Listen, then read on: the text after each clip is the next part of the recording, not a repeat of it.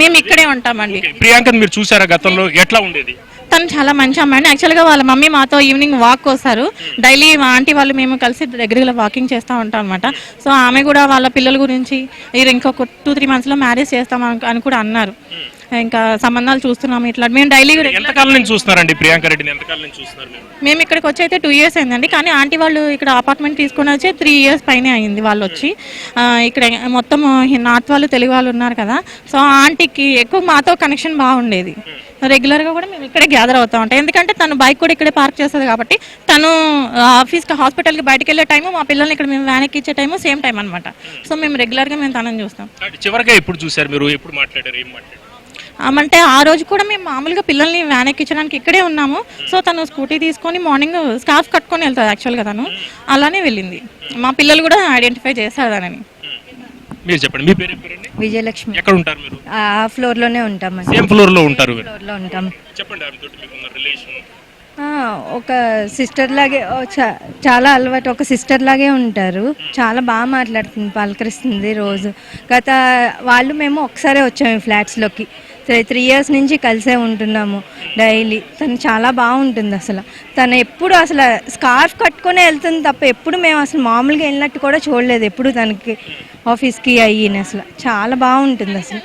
చాలా సైలెంట్ అండి. వాళ్ళ మమ్మీ ఉంటే బయటకు వస్తుందండి. వాళ్ళ మమ్మీతో కాలనీలో వాక్ చేయడానికి కూడా వాళ్ళ మమ్మీ ఉంటేనే వస్తుంది, లేకపోతే అసలు బయటకు కూడా రాదు. వాళ్ళ ఇంట్లోనే ఉంటుంది. తనకి వెళ్ళాలనిపించకపోతే మమ్మీ ఏదన్నా తీసుకురానే అంటుంది తప్ప తను వెళ్ళి తెచ్చుకొని అంత కూడా వెళ్ళదు అసలు. ఇటువంటి ఘటన జరగకుండా ఉండాలంటే ఆమె ఎటువంటి జాగ్రత్తలు తీసుకుంటే ఆమె సర్వైవ్ అయ్యేందుకు మీరు భావిస్తారు? అంటే అలా అనేం కాదండి. తన అంటే ఆ టైంలో తోచదండి ఎవ్వరికి. ఎందుకంటే తన వాళ్ళ సిస్టర్తో అంతలా మాట్లాడింది. తన వెళ్తే బాగుండు అని మేము అనుకుంటాం, కానీ ఆ టైంలో తన థాట్ రావాలి తప్ప మనం చేసేది మనం ఏమనుకున్నా లాభం లేదు కదండి. మనం అనుకోలేం కూడా, ఎందుకంటే మనకు తెలియదు. ప్లస్ తన వల్ల అవ్వాలి కాపాడుకోలేరండి. ఇప్పుడు అంటున్నారు పరిగెడితే బాగుండు, 100కి కాల్ చేస్తే బాగుండు అంటున్నారు.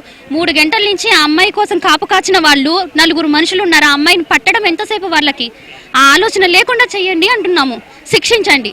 వాళ్ళని 100 సార్లు పొడిచినా ఆ నొప్పి, ఆ బాధ తక్కువే. నేను ఇక్కడే ఉన్నా 2 years నుంచి. ప్రియాంక తెలుసు, ఆంటీ మాతోనే వాకింగ్కి వస్తారు. చాలా మంచి వాళ్ళు, చాలా మంచి మనుషులు.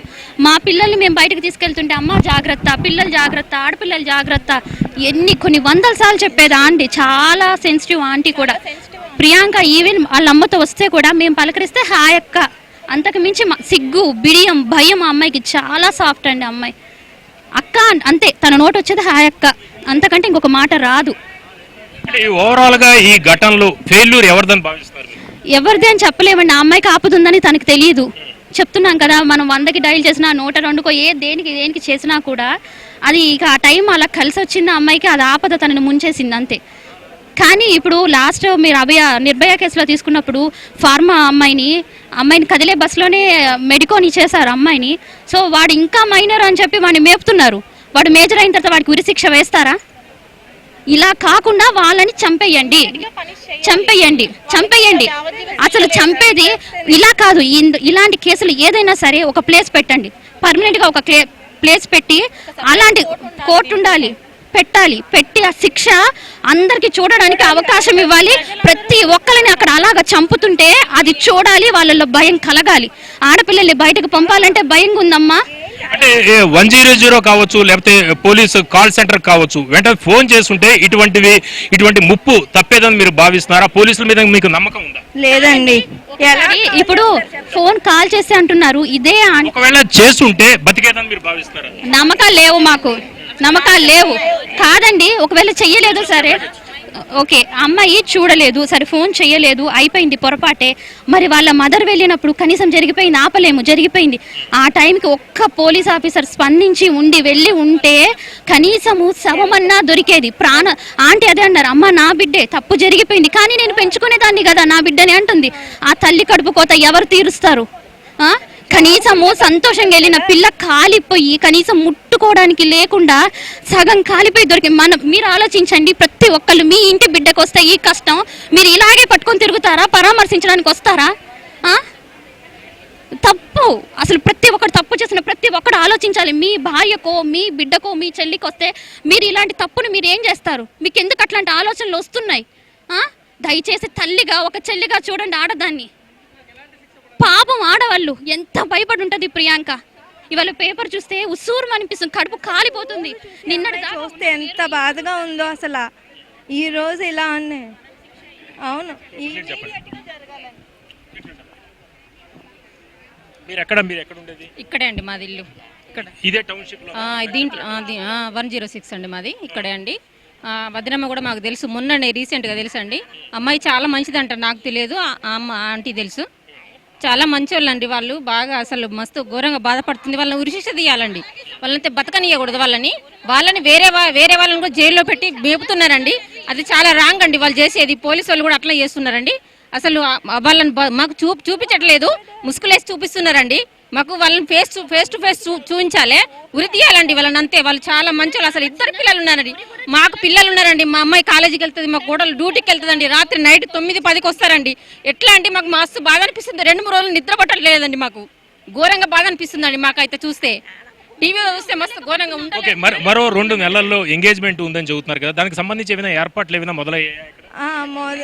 ఇంకా లేదండి. మామూలుగా జనరల్గా వస్తున్నారు, తను చూసుకోవటానికి అవి కూడా వచ్చారు. పెళ్లి చూపులు జరుగుతున్నాయి. 2 మెంబర్స్ ఎంతమందో వచ్చినట్టున్నారు. అంటే అబ్బాయి అయ్యి రాలేదు, వాళ్ళ పేరెంట్స్ అయ్యి చూసుకోవడానికి వచ్చారు. అంటే మాకు కనిపిస్తుంది కదా, వచ్చి వెళ్ళారు. ఫిక్స్ అయ్యి ఉంటుంది కానీ ఇంకా మాకు అయితే అంటే బయట దాకా న్యూస్ అయితే రాలేదండి. చేద్దామని చూస్తున్నారని తెలుసండి. సంబంధాలు చూస్తున్నాము, తొందరలోనే ప్రియాంకకి మ్యారేజ్ చేసేయాలనుకుంటున్నాం అమ్మా అని అన్నారు. పెళ్లికి సంబంధించి కన్ఫర్మ్ అయిందా? లేదండి, తెలియదు, ఇంకా విషయం తెలియదు. చూస్తున్నాము అన్నారు, అయిందని చెప్పలేదా అంటే.